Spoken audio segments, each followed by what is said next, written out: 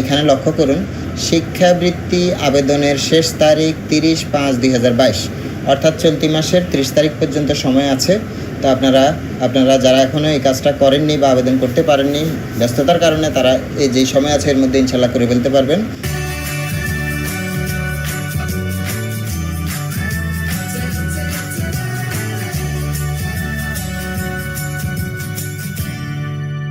গণপ্রজাতন্ত্রী বাংলাদেশ সরকারের জনপ্রশাসন মন্ত্রণালয়, বাংলাদেশ কর্মচারী কল্যাণ বোর্ড কর্তৃক 13 হতে 20 গ্রেডে কর্মরত সরকারি কর্মচারীর সন্তানদের জন্য শিক্ষাবৃত্তি, শিক্ষা সহায়তা প্রাপ্তির জন্য নতুন করে কিভাবে আপনাকে রেজিস্ট্রেশন করতে হবে এবং কিভাবে আবেদন পরিপূর্ণভাবে সাবমিট বা দাখিল করতে হবে তার বিস্তারিতই দেখানো হবে আজকের এই টিউটোরিয়াল ভিডিওতে।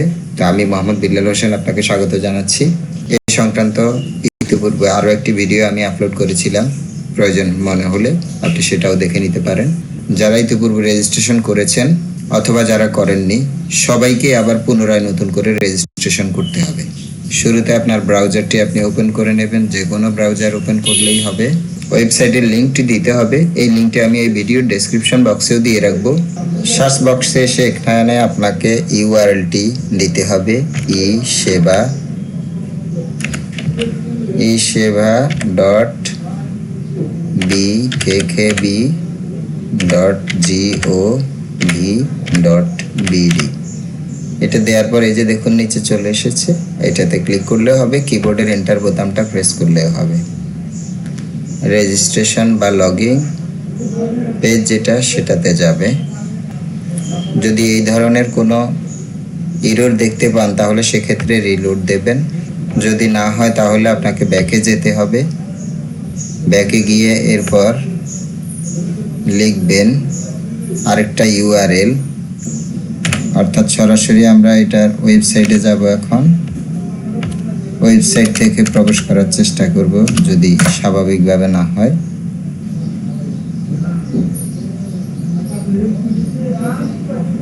এখানে ক্লিক করলে এটা ক্লোজ হয়ে যাবে। এরপরে একটু নিচে নামতে হবে, পেজটা স্ক্রল ডাউন করে শিক্ষাবৃত্তি অনলাইনে আবেদন দাখিল এটাতে ক্লিক করতে হবে।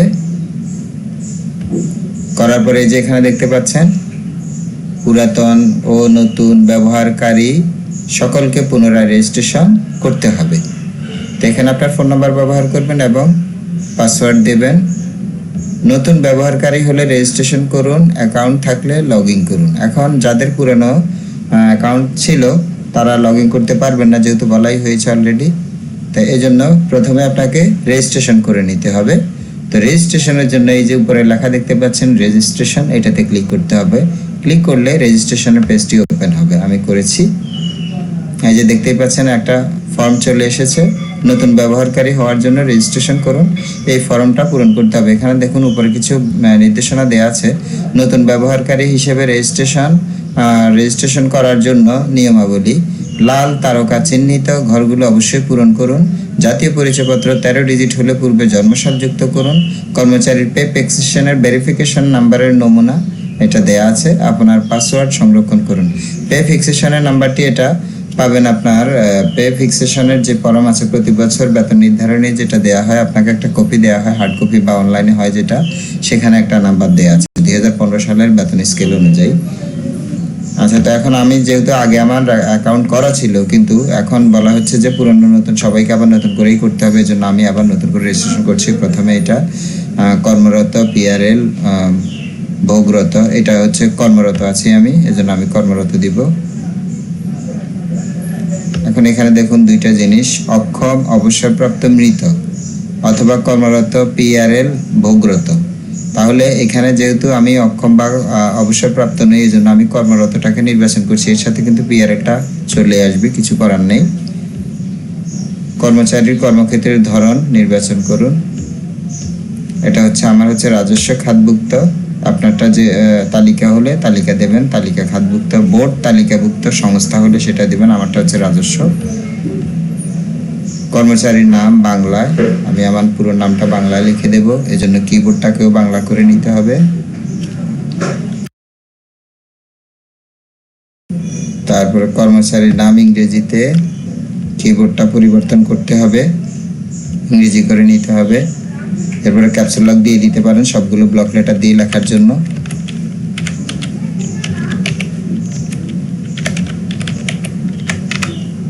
ইংরেজিতে লিখলাম, এরপরে লিঙ্গ নির্বাচন করুন, আর নামগুলো লিখে আপনি আবার দেখে নেবেন ঠিক আছে কিনা, ভুল লেখা যাবে না।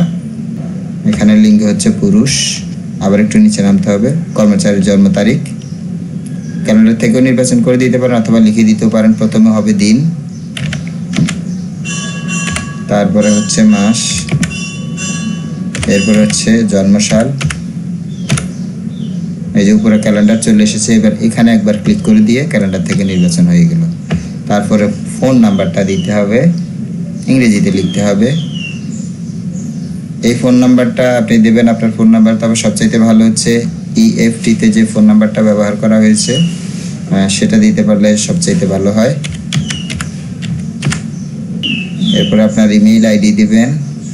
এরপরে আপনার জাতীয় পরিচয়পত্র নাম্বার ইংরেজিতে দিতে হবে। এখানে যাদের 13 ডিজিট তার আগে জন্মসাল দিয়ে নেবেন, সঠিকভাবে দেবেন এবং এই নাম্বারটা ইংরেজিতে দেবেন।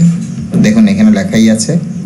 তারপরে দেখুন কর্মচারীর পে ফিক্সেশন ভেরিফিকেশন নাম্বার, এটা পাবেন আপনাদের পে ফিক্সেশন কপি যেটা আছে সেটার মধ্যে পাবেন। প্রতি বছর বেতন নির্ধারণী অনলাইন বেতন নির্ধারণীর কপিতেও আছে। এখানেও বলা আছে দেখুন ব্র্যাকেটের ভিতরে ইংরেজিতে লিখতে হবে। এগুলো যেভাবে আছে ঠিক সেভাবে লিখে দেবেন। একটা হাইপেন থাকবে 2টা সংখ্যার মাঝখানে, ছেড়ে দিতে হবে। কর্মচারী বীর মুক্তিযোদ্ধা কিনা, এখানে আমি এটা না দেব কারণ আমি বীর মুক্তিযোদ্ধা নই। পাসওয়ার্ড, এখন এখানে আপনাকে নতুন করে একটা পাসওয়ার্ড সেট করতে হবে। এই পাসওয়ার্ডটা সেট করার ক্ষেত্রে আমি বলবো যে আপনারা ক্যাপিটাল লেটার, স্মল লেটার, তারপরে হচ্ছে নাম্বারস, বিভিন্ন রকমের প্রতীক অর্থাৎ স্যাম্পলস, এগুলোর সংমিশ্রণে একটি শক্তিশালী পাসওয়ার্ড তৈরি করে দেবেন। পাসওয়ার্ড দেওয়ার ক্ষেত্রে এখানে আরেকটা কথা অতি জরুরি বলা দরকার, সেটা হচ্ছে যে যেমন আমরা একটু আগে এখানে লিখেছি বাংলায় লিখেছি, ইংরেজি লিখেছি। এখন আপনি নিশ্চিত হয়ে নেবেন আপনার কিবোর্ডটা কিভাবে আছে। যেমন আমার এখানে ইংলিশ আছে, এখন আপনি যদি বাংলায় কিবোর্ড থাকে পাসওয়ার্ড দিয়ে দেন, এরপরে ইংরেজি পরবর্তীতে যখন আপনি ট্রাই করবেন বা দেখবেন পাসওয়ার্ড পুনরায় পাসওয়ার্ড লিখতে যাবেন, কিবোর্ড যদি ইংরেজি না থেকে বাংলায় থেকে যায় তাহলে কিন্তু ঝামেলা হবে। এই জন্য সবচেয়ে ভালো হচ্ছে কিবোর্ডটা ইংরেজি আছে কিনা এটা নিশ্চিত হয়ে নেওয়া। তা আমারটা ইংরেজিতে আছে, আমি নিশ্চিত হয়ে নিলাম। এবার আমি একটা পাসওয়ার্ড দিচ্ছি, ঠিক আপনারা এইভাবে দিয়ে দেবেন। এখানে সব রকমের আছে, বড় হাতের ছোট হাতের আমি সবকিছুই দিয়েছি। এখানে উপরে যে পাসওয়ার্ডটা দেওয়া হয়েছে ঠিক এই পাসওয়ার্ডটি এখানে আবার দিতে হবে। তারপরে রেজিস্ট্রেশন করুন, এই বাটনটিতে ক্লিক করতে হবে। এখানে দেখুন সবগুলোতে টিক চিহ্ন উঠে গেছে, সবুজ চলে গেল অলরেডি। এরপর আপনি চাইলে সেভ পাসওয়ার্ডটা সেভ করে রাখতে পারেন, এটা আপনার ব্যাপার। যদি মনে করেন আপনার ডিভাইসটি নিরাপদ আছে তাহলে সেটা করতে পারেন। তাহলে আমি সেভে দিয়ে দিচ্ছি, যেহেতু আমার এটা আমি চালাই শুধুমাত্র। এরপর এখানে একটা 6 সংখ্যার OTP যাবে, এটা যাবে আপনি যে মোবাইল নাম্বার দিয়েছেন সেখানে। সেই মোবাইল নাম্বারটা মেসেজটা চেক করতে হবে আপনাকে। হ্যাঁ, আমার এখানে একটি OTP চলে এসেছে। এই OTPটা আমি এখন এখানে দিয়ে দেব। মোবাইলটা হাতের কাছে রাখবেন, মিলিয়ে দেখবেন ঠিক আছে কিনা। এরপরে এই যে সাবমিট নীল রঙের যে বাটনটি দেখতে পাচ্ছেন এটাতে ক্লিক করতে হবে। এটা নেটওয়ার্কের যদি কোনো সমস্যা দেখা দেয় ক্ষেত্রে এরকম হতে পারে, এজন্য রিলোড দিতে হবে। কন্টিনিউ। এখন আমার এখানে দেখুন আপনি এখানে চাইলে লগ ইন করে দেখতে পারেন যে ইউজার আইডি এবং পাসওয়ার্ড দিয়েছেন সেটা দিয়ে লগ ইন হয় কিনা। হ্যাঁ, হয়ে গেছে। শিক্ষাবৃত্তির আবেদন করতে এখানে ক্লিক করুন। দেখুন আমার রেজিস্ট্রেশনটা সম্পন্ন হয়েছে। যদি রেজিস্ট্রেশন সম্পন্ন না হতো তাহলে কিন্তু লগ ইন হতো না। এবার আমাকে এখানে প্রোফাইল ব্যবস্থাপনায় এখানে যাব, গিয়ে আপনার এই ছবি সংযুক্ত করব, আরও কিছু কাজ আছে। ছবি পরিবর্তন করুন, অর্থাৎ এখানে আমার প্রোফাইলের জন্য কোনো ছবি দেয়া নেই। সর্বোচ্চ অনুমোদিত সাইজ 300x300 আছে, তাহলে আমি এখানে ক্লিক করব। তা আমার একটা ছবি আমি অলরেডি রেখেছি, দেখি এটা দিলে নাই কিনা। এটা অবশ্য 300 থেকে আর একটু বেশি। অনুগ্রহ করে এত সাইজের মধ্যে ছবি আপলোড করুন। দেখুন এটা এরর মেসেজ চলে এসেছে, এই ছবিটা একটু বড়। ছবির সাইজ এত সঠিক নয়, দেখতেই পাচ্ছেন। তাহলে ছোট করে নিতে হবে ছবিটাকে। তো এটা আপনারা কম্পিউটারে সাহায্য করতে পারেন বা মোবাইলেও করা যেতে পারে। আমি এখন কম্পিউটারে দেখি এটাকে সাইজটা ছোট করা যায় কি না। ছবিটা যেই ফোল্ডারে বা ডিস্কে আছে আপনাকে সেখানে যেতে হবে। এই যে এটা হচ্ছে ক্রপ, এটাতে ক্লিক করতে হবে। তারপর এটা এইভাবে ওপেন হবে। বলে এই যে কোণার যে মাউস পয়েন্টার পরিবর্তন হচ্ছে, কর্নারে বা কোণে নিলে এখান থেকে আপনি আড়াআড়িভাবে এটাকে নামাবেন। এই হলো এক পাশ থেকে নামালাম। এবার এই দিকে ঠিক একইভাবে নামাবো। খুব বেশি ছোট হয়ে যায় কিনা সেদিকে লক্ষ্য রাখতে হবে।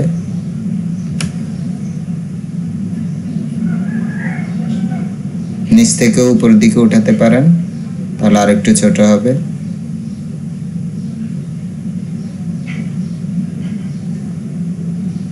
কারণ এখানে দৈর্ঘ্য প্রস্থ উভয় দিক থেকে সমান দেখানো হয়েছে, এজন্য যতখানি কাছাকাছি সম্ভব।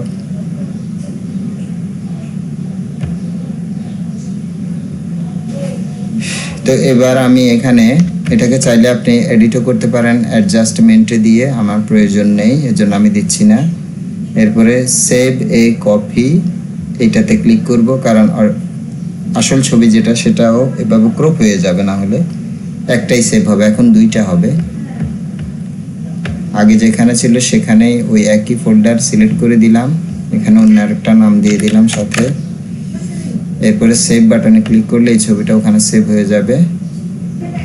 এখন আমি দেখব এই ছবিটা, এটা যেটা সেভ করেছি এটা কত।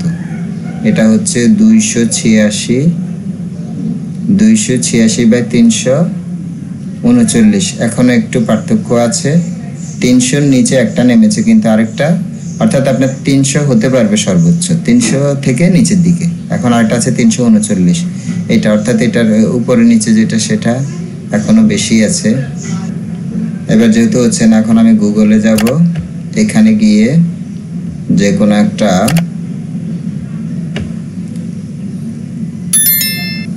ইমেজ এডিটর লিখব। এই যে ইমেজ রিসাইজার দেখতে পাচ্ছেন, এরকমের বিভিন্ন অনেক অসংখ্য ওয়েবসাইট আছে। এই নিচে ইমেজ কনভার্টার আছে, এগুলোতে যাওয়া যাবে, যে কোনো একটাতে গেলেই হবে।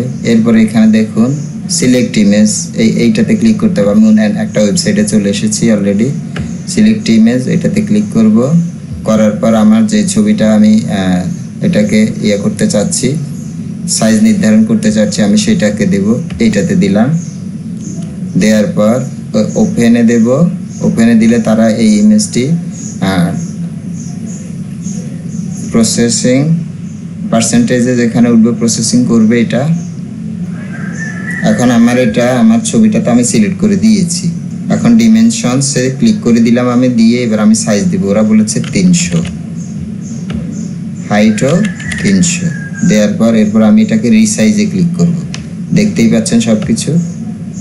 এবার দেখুন ইমেজ NGTH JPG রিসাইজড, এই যে ডাউনলোড, এবার এখানে ক্লিক করব।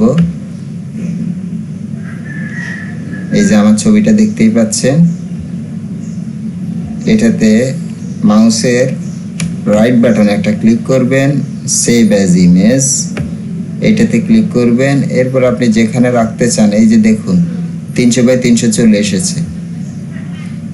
আমি ডকুমেন্টসে ক্লিক করব, এরপরে এখানে সেভ বাটনে ক্লিক করব। এই আমার ছবিটা রিসাইজ হয়ে গেল। অর্থাৎ আপনার যে কোনো ইমেজকে এইভাবে ওয়েবসাইট থেকে, বিভিন্ন ওয়েবসাইট থেকে আপনি নির্ধারিত রেজলিউশন বা সাইজ মোতাবেক করে নিতে পারবেন। খুব জটিল কিছু নয়। তাহলে দেখা যাচ্ছে যে এইভাবে আপনি অনেক সহজে এই কাজটা করে ফেলতে পারেন। এরপর আমি এটাকে ক্লোজ করে দেব, এখানে আর কোনো কাজ নেই। ওয়েবসাইটটা দেখে রাখুন কোনটা, এটা ইমেজ রিসাইজার, দেখতেই পাচ্ছেন, সিম্পল ইমেজ রিসাইজার, এটা হচ্ছে ওদের ওয়েবসাইটের নাম। আপনারা চাইলে এই ওয়েবসাইটে এইভাবে এসে করে নিতে পারেন। আমি তো প্রক্রিয়াটা দেখালামই। এরপর আমি এখান থেকেও ক্লোজ করে দেব। এবার আমি এই ছবি পরিবর্তনের সংশোধন করুন, এটাতে ক্লিক করে আমি যেটা করেছি এই যে দেখতে পাচ্ছেন এই 300/300 লেখা আছে। এবার এটাতে ক্লিক করব, সিলেক্ট করব, তারপরে ওপেনে ক্লিক করে এই যে দেখুন পরিবর্তন সংরক্ষণ করুন।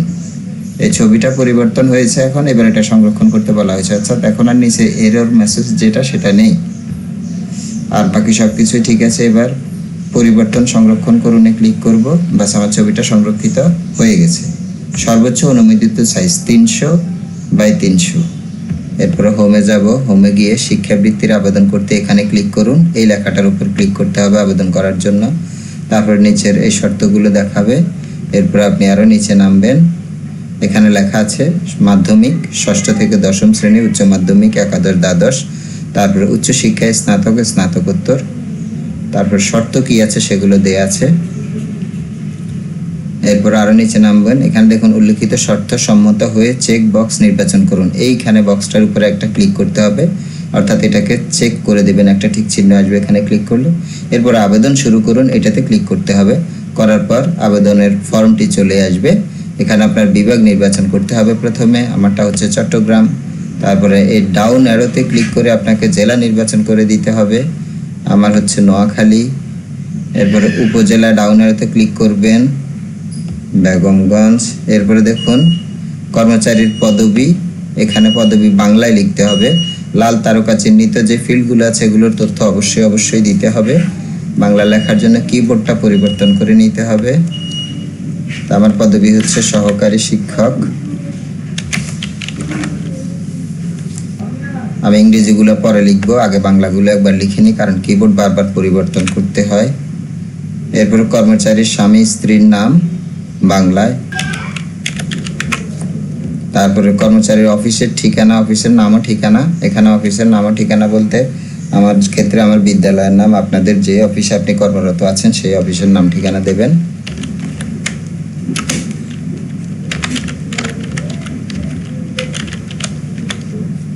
বিদ্যালয়ের নাম, তারপরে বিদ্যালয়ের ঠিকানা দিয়ে দেব। পোস্ট কোড নাম্বারটা চাইলে দিয়ে দিতে পারেন। ঠিকানাটা আমি বাংলা দিয়ে দিলাম। আবার দেখে নেবেন ঠিকঠাক আছে কিনা। কিবোর্ডের অ্যারো চিহ্ন দিয়ে এই লেখাগুলো উপরে নিচে করা যাবে। এরপর এখানে চাইলে ক্লাস্টারের নামটাও দিয়ে দেওয়া যেতে পারে, কারণ প্রাথমিক বিদ্যালয়ে শিক্ষক যারা আছেন তাদের ক্ষেত্রে বিদ্যালয়গুলো ক্লাস্টার ভিত্তিক বিভাজন করা। আমি ক্লাস্টারের নামটাও দিয়ে দিলাম। এরপর দেখে নেবেন সব ঠিকঠাক আছে কিনা। আচ্ছা, এরপরে হচ্ছে বেতন গ্রেড, কর্মচারী বেতন গ্রেড আমার হচ্ছে 13, আমি 13টা দিয়ে দিয়েছি। এরপরে আর একটু নিচে নামবো, এখানে দেখুন এই যে ইংরেজি তথ্যগুলো যেগুলো আছে এখন সেগুলো দিয়ে দেব। ইংরেজিতে ঠিকানাটা লেখার পর অবশ্যই আপনাকে ভালো করে সব দেখে নিতে হবে ঠিকঠাক আছে কিনা। এর পরবর্তীতে নিচের অংশে যাব, গ্রেড 13 এগুলো তো দিয়েছি। সর্বোচ্চ অনুমোদিত সাইটে তো কর্মচারীর স্বাক্ষর আপলোড। এখন এখানে আপনার স্বাক্ষরটাকে আপলোড করতে হবে। তো আমি আমার স্বাক্ষর রেখেছি, আপলোড করার জন্য কর্মচারীর স্বাক্ষর এখানে একটা ক্লিক করতে হবে। ক্লিক করার পর আপনার একটা স্বাক্ষর আমি দেখাবো। আমার স্বাক্ষরটা এক্ষেত্রে আমি এখানে পাচ্ছি না, তো আমার মোবাইলে একটা স্বাক্ষর আমি রেখেছি, সেখান থেকে একটা পাঠিয়ে দেব। ব্লুটুথের সাহায্যে কম্পিউটারে নেব আমি এখন এটা। আমি এটাকে এখন মিনিমাইজ করে রাখছি।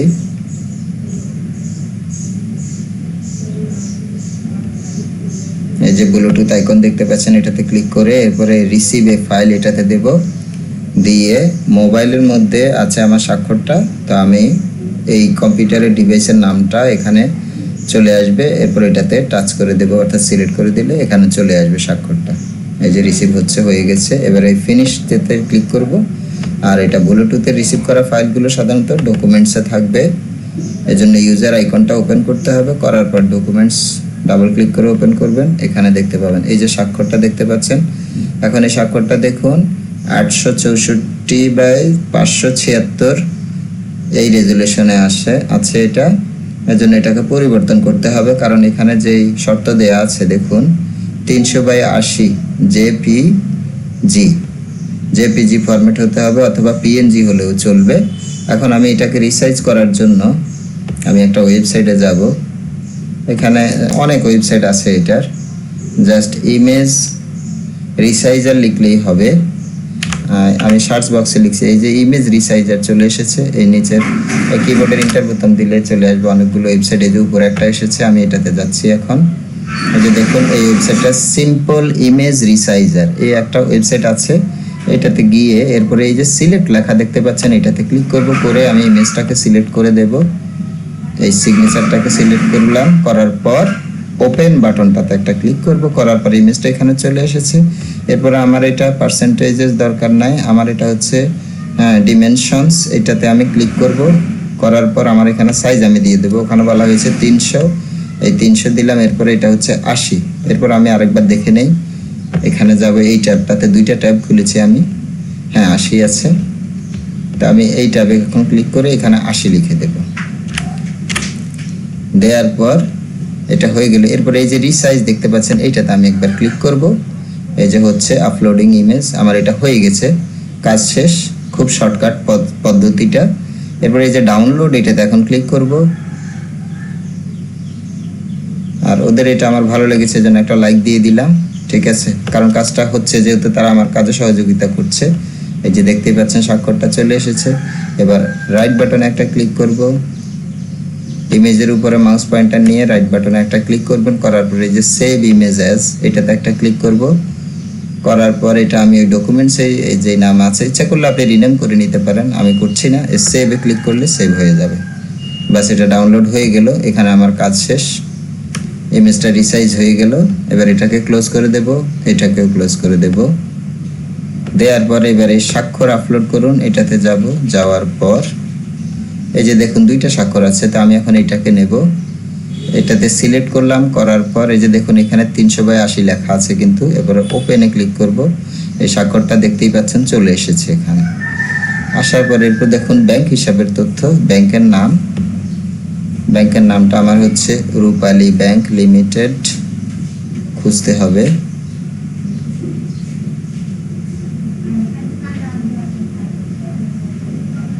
এই যে রূপালী ব্যাংক লিমিটেড এটা। তারপরে শাখা হচ্ছে বাংলা বাজার বেগমগঞ্জ শাখা। আচ্ছা জেলা নির্বাচন করে দেই আগে, তাহলে সুবিধা হবে।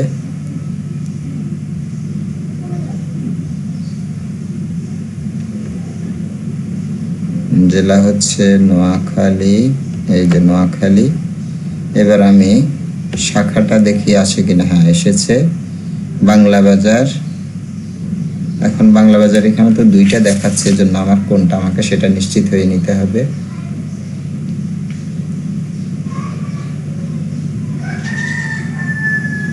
বাংলা বাজার নোয়াখালী।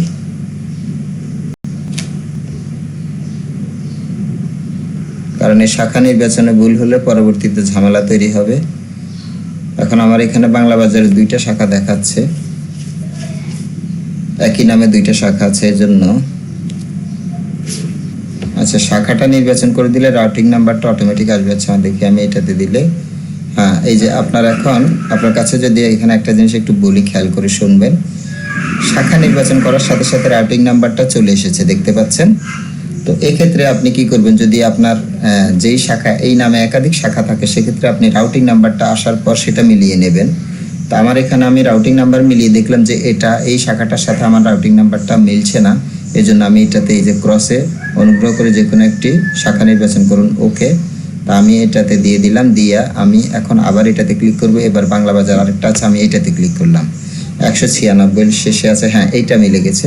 তো এইভাবে আপনাদের একই নামে একাধিক শাখা থাকলে আপনারা এই রাউটিং নাম্বারটা আপনাকে অবশ্যই সংগ্রহ করে নিতে হবে, তার সাথে মিল রেখে আপনি আপনার শাখাটা শনাক্ত করে ফেলবেন যে কোনটা। তো আমারটা হয়ে গেছে। এবার আমি আমার ব্যাংক হিসাবের নাম্বারটা এখানে দিয়ে দেব। এটা হচ্ছে অনলাইন ব্যাংক হিসাবের নাম্বার হবে, অনেক বড়, কতগুলো ডিজিট আছে, 13টা ডিজিট আছে আমার এখানে। এখানে লেখা আছে 10 থেকে 17 ডিজিটের মধ্যে ব্যাংক হিসাব নম্বর দিন। তো আমারটা 13 ডিজিটের, আমি সেটা দিয়ে দিচ্ছি। আর এই নাম্বারগুলো সবকিছু ইংরেজিতে লিখবেন, তাহলে সুবিধা হবে। যদিও এখানে কিন্তু ইংরেজির কথা বলা নাই, কিন্তু আবার এখানে বলা আছে ইংরেজির কথা। একটু সতর্কতার সাথে লিখতে হবে, কোনোভাবে যেন ভুল না হয়। লেখার পর আবার মিলিয়ে দেখবেন ঠিক আছে কিনা। এরপর ব্যাংক হিসাবের নাম, এটা হচ্ছে মূলত আপনার নিজের নামটাই হবে, এখানে ব্লক লেটারে লিখে দেবেন ব্যাংকে আপনার যে নামটা দেয়া আছে।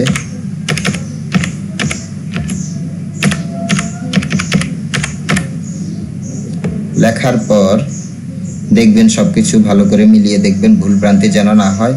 এর আগের ভিডিওতে অনেকেই প্রশ্ন করেছেন যে আমি এর আগে আরেকটি ভিডিও দিয়েছিলাম এটা নিয়ে, সেই ভিডিওর লিঙ্কটা আমি এই ভিডিওর ডেসক্রিপশন বক্সে দিয়ে দেব। অনেকে বলেছেন যে ভুল হয়ে গেছে, এখন কিভাবে সংশোধন করা যায়।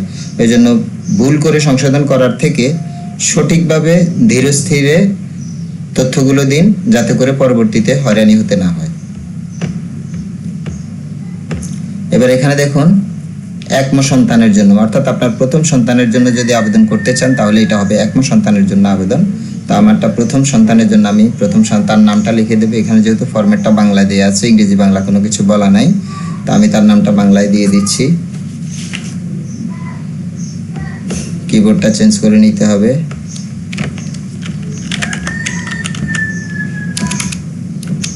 ক্যাপসুল লকটা দেওয়া ছিল, এজন্য লেখা এলোমেলো এসেছে। তারপর অধ্যয়নরত শ্রেণী, ডাউন অ্যারোতে ক্লিক করবেন, সে ষষ্ঠ শ্রেণীতে আছে, সপ্তম শ্রেণীতে আছে এখন, গত বছর ষষ্ঠতে ছিল।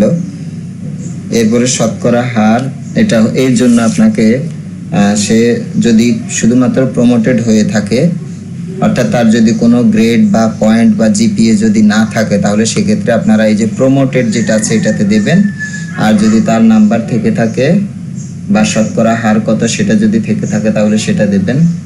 তো আমার এখানে জিপিএ 5,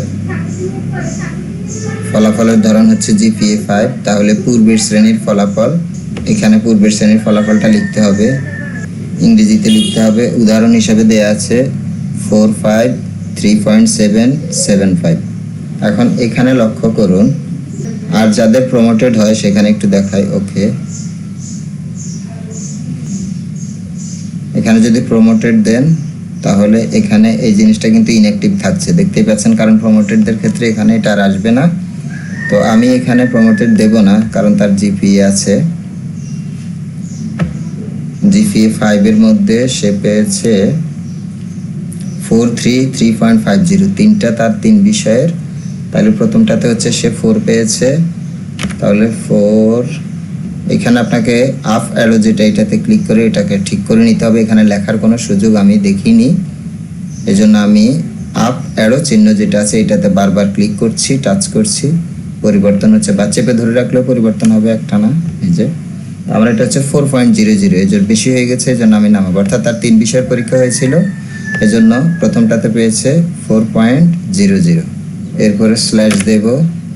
এখন এখানে দেখুন স্ল্যাশ মানে 3টা বিষয়ের পরীক্ষা হয়েছিল, 3 বিষয়ের ফলাফল দিতে চাচ্ছি। যেহেতু এটা হচ্ছে না, তাহলে আমাকে শুধুমাত্র তার টোটাল জিপিএ যেটা আছে সেটাই আমি দিয়ে দেবো। তো টোটাল জিপিএটা আর একটু কম আছে, এখানে 3.50 আছে, ওর 3.50টাই দিব আমি এখন। এখানে 3.5 মানে 50, এটা দেওয়ার পর এই হলো, এটা হচ্ছে যে জিপিএটা দেবেন, কারণ একাধিক বিষয় থাকতে পারে। তো সেক্ষেত্রে সব বিষয় মিলিয়ে তার মোট বা গড় জিপিএ যেটা আছে সেটা এখানে আসবে। এরপরে শিক্ষা প্রতিষ্ঠানের জেলা নির্বাচন করতে হবে, নোয়াখালী। এরপরে শিক্ষা প্রতিষ্ঠানের নাম, এখানে নামগুলো দেয়াই থাকবে, আপনাকে সিলেক্ট করে নিতে হবে। আমাদের এটা হচ্ছে সরকারি কারিগরি উচ্চ বিদ্যালয়, উপরে নাম লিখে দিলেও হবে, আমি এখানে লিখে দিচ্ছি এখন। তাহলে কিবোর্ডটা আবার পরিবর্তন করতে হবে, ইংরেজি করে নিতে হবে,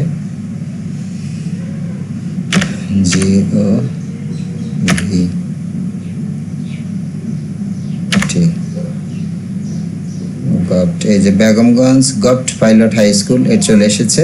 আমি গভট লেখার পরে এটা এসেছে, এখন আমি এটাকে সিলেক্ট করে দিলাম, Begumganj govt pilot high school, এটা চলে এসেছে। প্রতিষ্ঠানের শিক্ষা প্রতিষ্ঠানের কোড রেজিস্ট্রেশন নাম্বার, এটা অটোমেটিক আসবে স্বয়ংক্রিয়ভাবে প্রতিষ্ঠানের নাম দিলে। এবার টেলিফোন বা মোবাইল নাম্বার, ওটা হচ্ছে আপনার স্কুলের যে বিদ্যালয়ে দিচ্ছেন সেই বিদ্যালয়ের মোবাইল নাম্বার।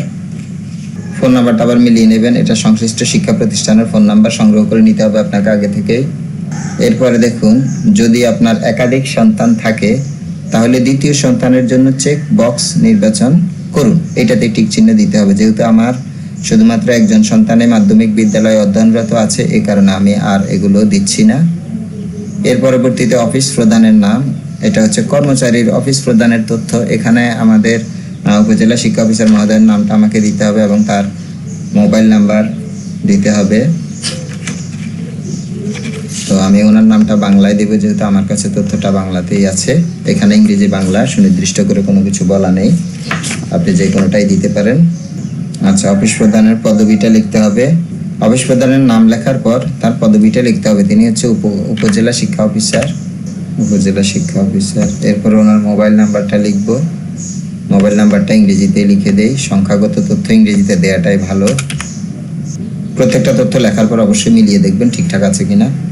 এরপরে ইমেল আইডি দিতে হবে। এটা হচ্ছে উপজেলা শিক্ষা অফিসের ইমেল আইডি, ইমেল জিমেল যেটাই হোক। এখন সংরক্ষণ করুন। এটাতে যাওয়ার আগে আমি তথ্যগুলো আবার দেখে নেব সব ঠিক আছে কিনা, কোনো ভুল হয়েছে কিনা। আপনারা ওইভাবে সব তথ্য ভালো করে দেখে নেবেন। আমি সব কিছু দেখে নিয়েছি, আমারগুলো ঠিক আছে। এখন আমি সংরক্ষণ করুন ক্লিক করব। এবার দেখুন এখানে কি বলছে, আপনার আবেদন সফলভাবে সংরক্ষণ করা হয়েছে। এখন পূরণকৃত ফর্মটি প্রিন্ট করে অফিস প্রধানের স্বাক্ষর, নামযুক্ত সিল ও স্মারক নম্বর দিয়ে স্ক্যান করে আপলোড করুন। এখন আমাকে এই ডাউনলোড করুন এটাতে ক্লিক করতে হবে। আর যদি প্রিন্টার থাকতো তাহলে প্রিন্ট দিয়ে সরাসরি নিয়ে নিতাম, যেহেতু আমার কাছে এই মুহূর্তে প্রিন্টার নেই, এজন্য আমি ডাউনলোড করুন ক্লিক করব। আর এই পর্যায়ে মানে এই অবস্থায় থাকাকালীন যদি কেউ দেখেন যে, আপনি এখানেও দেখতে পাবেন সব তথ্য, যদি এই ফর্মটা মূলত ডাউনলোড হবে, আপনি যদি দেখেন যে এখানে কোনো ভুল হয়েছে, মানে এর পরেও যদি ভুল থেকে যায়, তাহলে আবেদন সংশোধন করুন, আপনি এটাতে ক্লিক করবেন। আমি একবার ক্লিক করছি, দেখুন ক্লিক করার পর আপনাকে আবেদন ফর্মটিতে পুনরায় নিয়ে যাবে। নিয়ে আসলে আপনি আপনার এখানে যে যে তথ্যগুলো সংশোধন করা দরকার আপনি সেটা সংশোধন করে দিতে পারবেন। এরপরে আপডেট করুন, এটাতে ক্লিক করলে হবে। দেখুন আপনার আবেদন সফলভাবে আপডেট করা হয়েছে। এবার দেখুন চূড়ান্তভাবে দাখিল করুন বিস্তারিত। এখন এখানে দেখুন আমি বিস্তারিততে যাচ্ছি। বিস্তারিততে যাওয়ার পর এখন আমি আবেদনটা ডাউনলোড করব, কারণ ওখানে কিন্তু ডাউনলোড করার অপশনটা নেই। এরপর আবার দেখে নিতে পারেন ইচ্ছা হলে। আমি আবারও দেখে নিচ্ছি, কারণ ভুল করার চাইতে বেশি করে সময় দিয়ে দেখে নেওয়াটা অনেক ভালো। হ্যাঁ, প্রতিষ্ঠান, এই যে শিক্ষা প্রতিষ্ঠান প্রধান দায়িত্বপ্রাপ্ত কর্মকর্তা কর্তৃপক্ষের স্বাক্ষর ও নামযুক্ত ছিল, এটা হচ্ছে আপনার সন্তান যে বিদ্যালয়ে পড়ে সেই বিদ্যালয়ের বা কলেজের প্রধান শিক্ষক, যিনি মানে দায়িত্বপ্রাপ্ত প্রধান শিক্ষক বা প্রিন্সিপাল বা যিনি আছেন, ওনার স্বাক্ষর হবে এবং ওনার নামযুক্ত সিল এখানে দিতে হবে। আর নিচে এখানে যেটা আছে এটা হচ্ছে আপনার অফিস প্রধান যিনি, তার নাম এবং তার নামযুক্ত সিল দিয়ে তার স্বাক্ষর দিয়ে এই অংশে দিতে হবে। দেওয়ার পর এটাকে আবার স্ক্যান করে আপলোড করতে হবে। ডাউনলোড করুন, আমি এটাতে ক্লিক করছি কারণ আমার কাছে প্রিন্টার নেই। ডাউনলোড হয়ে গেছে। আমি এখন ফাইলটি ওপেন করব। এই ডাউন অ্যারোতে ক্লিক করে শো ইন ফোল্ডার এটাতে ক্লিক করলে আবেদনটি দেখাবে। এখানে পিডিএফ আকারে ডাউনলোড হয়েছে।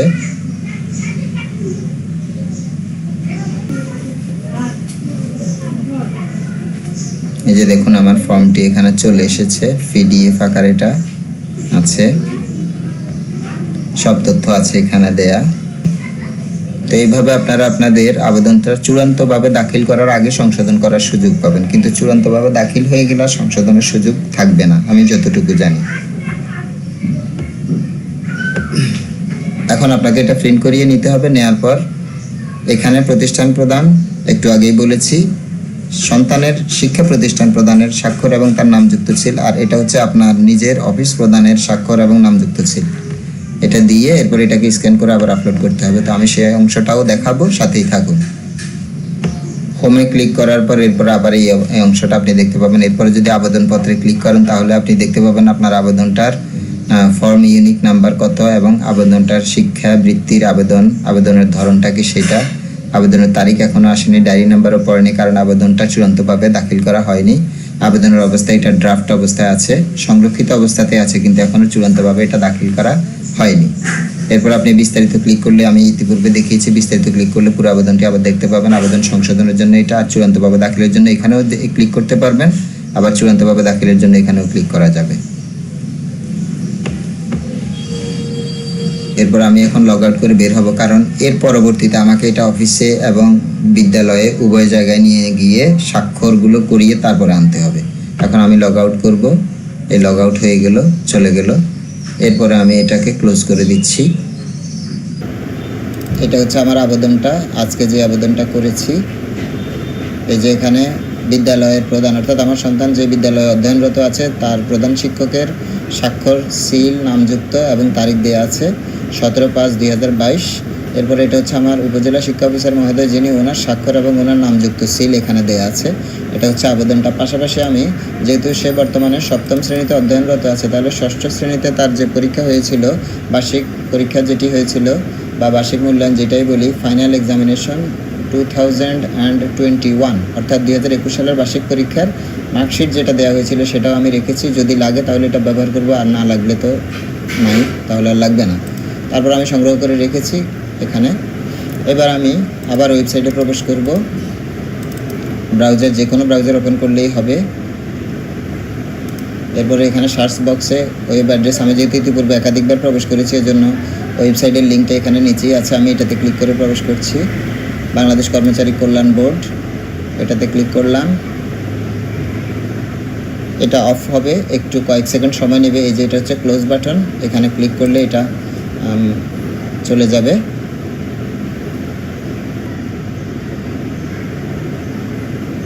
চলে গিয়েছে। এবার একটু নিচে নামলে এখানে পাবেন শিক্ষাবৃত্তির অনলাইনে আবেদন দাখিল, এটাতে ক্লিক করব। তারপর আমি এখন লগ ইন করবো। এখানে লগ ইন করার জন্য আপনার মোবাইল নাম্বার দেবেন এবং পাসওয়ার্ড দেবেন। তাহলে আমি আমার মোবাইল নাম্বারটা দিয়ে দিচ্ছি। মোবাইল নাম্বার দেওয়ার পর এরপর পাসওয়ার্ড দিতে হবে। পাসওয়ার্ড দিয়ে দিলাম। এরপর এই লগ ইনে ক্লিক করতে হবে। সেভ দিয়ে দিচ্ছি আমি। লগ ইনে আসার পর এরপরে আবেদনপত্র, আমি এখন এটাতে ক্লিক করব। ক্লিক করার পর আবেদনপত্র, অর্থাৎ বাম পাশে যে সাইড মেনু আছে, আবেদনপত্রে ক্লিক করলাম আমি। যেহেতু আমার আবেদনটা ড্রাফট অবস্থায় আছে, এখন চূড়ান্তভাবে দাখিল এইটাতে ক্লিক করবো এখন। তবে আপনাদের যদি কারোর মনে কোনো সংশয় থাকে যে আমার আবেদন সব কিছু ঠিকঠাক আছে কিনা, বা হয়তো প্রিন্ট করার পর দেখলেন যে কোনো একটা ভুল আছে, যে প্রিন্ট কপি যেটা আপনি স্বাক্ষর করিয়েছেন হয়তো দেখলেন যে এখানে কোনো ভুল আছে, তাহলে আবেদন সংশোধন এটাতে গিয়ে সেই সংশোধনটা করে দিতে পারেন। আর যে কপিটা স্বাক্ষরিত হয়ে গেছে এটাতে তো এখন আর সংশোধন করার কোনো সুযোগ নেই, তো ওখানে আপনি অনলাইনে ঠিক করে দিলেও আশা করি কাজটা হয়ে যাবে। তারপরে আপনি চূড়ান্তভাবে দাখিল করুন, এটাতে যাবেন। চূড়ান্তভাবে দাখিল করতে এখানে ক্লিক করার পর এই অপশনটা আসবে। এখানে দেখুন প্রিন্টকৃত আবেদন ফর্মের স্ক্যান কপি আপলোড করুন, একমা সন্তানের মার্কশিটের স্ক্যান কপি আপলোড করুন। দেখতে পাচ্ছেন মার্কশিট লাগবে, এটা দিতে হবে। এজন্য আমি আগেই সংগ্রহ করে রেখেছি, আমি ইতিপূর্বে আপনাদের দেখিয়েছি কথার ব্যাপারটা। আচ্ছা, এখন এই চুজ ফাইল এটাতে ক্লিক করতে হবে। ক্লিক করার পর এখানে দেবো আমি আবেদন, এটা আছে ডকুমেন্টস, আপনার যেই ডিস্কে রাখা আছে বা যে ফোল্ডারে আছে সেটা সিলেক্ট করে দিতে হবে। আমার এটা হচ্ছে আবেদন, এই আবেদনটা আমি সিলেক্ট করলাম। এরপরে ওপেনে ক্লিক করব। এই যে দেখুন এখানে স্ক্রিনশট, অর্থাৎ আমি স্ক্রিনশট করে এটা রেজলিউশন আরও বাড়িয়ে আরও পরিষ্কার করে নিয়েছি, এডিট করে, যাতে করে লেখাগুলো স্পষ্ট বোঝা যায়। সেটার নামটা চলে এসেছে গ্যালারি থেকে, জেপিজি। এই তো আমার একটা ফাইল আপলোড হয়ে গেল। এবার চুজ ফাইল, এখানে দেখুন নো ফাইল চুজেন এটা আছে, অর্থাৎ এখনও কোনো দেইনি আমি। এরপর এখানে আরেকটা ক্লিক করব। করার পরে এবার মার্কশিটটা দেব, গত বছরের যে মার্কশিট যেটা 2021 সালের সেটা। এরপরে সিলেক্ট করলাম একবার ক্লিক করে, এরপরে ওপেনে ক্লিক করব। করার পরে এখানে দেখুন স্ক্রিনশট গ্যালারি জেপিজি, এটাও আমার চলে এসেছে। চলে আসার পর এরপরে আপনার এখানে দেখুন সংযুক্ত ফাইলের ধরন পিডিএফ, জেপিজি, পিএনজি, সর্বোচ্চ সাইজ 1 মেগাবাইট। এখন আমাকে এখানে দেখে নিতে হবে আমার দুইটা ফাইল 1 মেগাবাইটের মধ্যে আছে কিনা। অবশ্যই আছে, যদি না থাকতো তাহলে যে কোনো একটা এরর মেসেজ দেখাতো। তারপর আমি নিশ্চিত হয়ে নিচ্ছি, এজন্য আমি এটাকে মিনিমাইজ করব। করার পর আমি আবার যাব ফাইলগুলো, মানে আমার যেই আবেদন এবং মার্কশিট যেখানে আছে সেখানে। এই যে দেখুন এটার সাইজ হচ্ছে কত, 342 কিলোবাইট। 342 কিলোবাইট, যেটা 1 মেগাবাইটের আপনার 1 ভাগের কাছাকাছি প্রায়, মানে অনেক ছোট 1 মেগাবাইট থেকে। এটা হচ্ছে 558 কিলোবাইট, অর্থাৎ এটা 1 মেগাবাইটের মাঝামাঝি থেকে একটু, 1 মেগাবাইটের মাঝামাঝি থেকে একটু বেশি। অর্থাৎ এটাও 1 মেগাবাইটের অনেক নিচে আছে, কম আছে 1 মেগাবাইট থেকে। তাহলে দুইটাই 1 মেগাবাইটের নিচে আছে, এই জন্য আমার ফাইলগুলোতে কোনো এরর মেসেজ আসেনি, এগুলো ঠিকমতোই আপলোড হয়ে গেছে। ঠিক আপনারাও এইভাবে আপনাদের ফাইলগুলো অবশ্যই এটা মনে রাখতে হবে, সাইজ 1 মেগাবাইটের মধ্যে, সর্বোচ্চ সাইজ 1 মেগাবাইটের মধ্যে। এটাও 1 মেগাবাইটের মধ্যে হতে হবে, এটাও 1 মেগাবাইটের মধ্যে হতে হবে, দুইটাই। এর পরবর্তীতে কী করব, আমি এখন এই যে চূড়ান্তভাবে দাখিল, আমি এইটাতে ক্লিক করব। এখন এটাতে ক্লিক করলে আমার আবেদনটা চূড়ান্তভাবে সাবমিট করা মানে দাখিল করা হয়ে যাবে। আমি দিয়েছি। এবার দেখুন ডায়েরি নাম্বার সব কিছু চলে এসেছে। এর আগে কিন্তু এগুলো ছিল না। উপস্থাপিত আবেদনের অবস্থা উপস্থাপিত, ডায়েরি নাম্বার এসেছে, ফর্ম ইউনিক নাম্বার এসেছে, তারপর আবেদনের তারিখ এসেছে, একটু আগে কিন্তু তারিখও ছিল না, শিক্ষাবৃত্তির আবেদনের ধরন, এরপরে আবেদনের অবস্থা উপস্থাপিত মানে আমার আবেদনটা সাবমিট করা দাখিল করা হয়ে গেছে। এরপর দেখুন আপনার 2021-2022 অর্থ বছরের শিক্ষাবৃত্তির আবেদন চূড়ান্ত দাখিল হয়েছে, ডায়েরি নাম্বার এত, তারিখ এত। যখন আপনারটা কাজটা সঠিকভাবে সম্পন্ন হবে তখন আপনি এরকম একটা গ্রিন পপ আপ মেসেজ দেখতে পাবেন। হ্যাঁ, আমার এখানে যেভাবে দেখাচ্ছে। এরপরে বিস্তারিত আপনি চাইলে আপনার আবেদনের সব কিছু আবার এখান থেকে দেখতে পারেন। একবার বিস্তারিততে ক্লিক করলে এরপরে পুরো আবেদনটা আবার এখানে দেখাবে। এরপরে প্রিন্টকৃত আবেদন ফর্মের স্ক্যান কপি, এটা পিডিএফ আকারে আছে এখানে। একমত সন্তানের মার্কশিটের স্ক্যান কপি, এটাও পিডিএফ আকারে আছে। ইচ্ছা করলে আপনি এগুলো আবার দেখতে পারেন এখানে ক্লিক করে। এই যে আমি একবার ক্লিক করছি, এই যে দেখুন পিডিএফ আকার আমাকে দেখাচ্ছে এখানে। আবার আমি এটাকে এই উপর থেকে ক্লোজ করে দিলাম। আবার যদি এটাতে ক্লিক করি, আবার যেই মার্কশিটটা আমি দিয়েছি সেটা আবার এখানে দেখাচ্ছে। এটাতে আবার ক্লিক করলে এটা জুম হবে, আবার আরেক ক্লিক করলে জুম আউট হয়ে যাবে, মানে বড় করে আপনি দেখতে পাবেন। তারপর এটাকে মুভ করাও যাবে, মুভ করার কথা, হ্যাঁ এই যে বারটা আছে এটা ধরে এদিকে এদিকে মুভ করলে হবে, আবার উপরে নিচেও মুভ হবে, আপনি দেখতে পারেন সব ঠিকঠাক আছে কি না। হ্যাঁ, এরপরে এখান থেকে ক্লোজ করে দেবেন। এইভাবে আপনি চাইলে বিস্তারিত তথ্যে গিয়ে আপনার তথ্যগুলো দেখতেও পারেন। এরপর আপনি আরেকটা জিনিস হচ্ছে, চাইলে এখান থেকে আবার প্রিন্টও করা যাবে, ডাউনলোড করুন, আপনি এখান থেকে ডাউনলোডও করতে পারবেন, প্রিন্টও করতে পারেন। তো আমার এগুলো আপাতত আর দরকার নাই, আমার এখন সব কাজ মানে এখনকার মতো এই কাজটা আমার শেষ। এই জন্য আমি লগ আউট দিয়ে বের হয়ে যাব। যখনই আপনারা এখানে প্রবেশ করবেন, বের হওয়ার সময় অবশ্যই লগ আউট দিয়ে বের হবেন। এই যে সংযুক্তিতে দুইটা ফাইল দেখতেই পাচ্ছেন, এখানে কোনো ইরোর মেসেজ টাসেজ আর কিছুই নেই, মানে আমার আবেদনটা যথাযথভাবে সাবমিট করা বা দাখিল করা হয়ে গেছে। তো এভাবে আপনারা যারা আছেন 13 গ্রেড থেকে শুরু করে 20 গ্রেড পর্যন্ত সরকারি কর্মচারী যারা আছেন, আপনারা আপনাদের সন্তানদের জন্য শিক্ষাবৃত্তির আবেদনের কাজটা করতে পারেন এইভাবেই। আর এখন যেটা আজকে দেখলাম যে এখানে ওয়েবসাইটে একটা মেসেজ আছে, আপনারা হয়তো দেখতে পাবেন। এই যে দেখুন এখানে শিক্ষাবৃত্তির আবেদনের শেষ তারিখ 30/5/2022, অর্থাৎ এই সময়সীমাটা বেড়েছে। তাহলে এর মধ্যে আপনাদের যারা এখনও করতে পারেননি, আপনারা আপনাদের আবেদনটা করে ফেলবেন। সবাইকে ধন্যবাদ শুরু থেকে শেষ পর্যন্ত ভিডিওটি দেখার জন্য। এটা যদি আপনার কাছে উপকারী বলে মনে হয় তাহলে অবশ্যই ভিডিওটা শেয়ার করবেন আপনার পরিচিত জনদের সাথে। চ্যানেলটা সাবস্ক্রাইব করে থাকলে ধন্যবাদ, না করে থাকলে অবশ্যই সাবস্ক্রাইব করবেন। আর হচ্ছে এই ভিডিওটা আপনার উপকারে এসেছে কিনা এই বিষয়টা আপনি কমেন্ট বক্সে জানাতে পারেন নিচে। ধন্যবাদ, ভালো থাকবেন, আল্লাহ হাফেজ।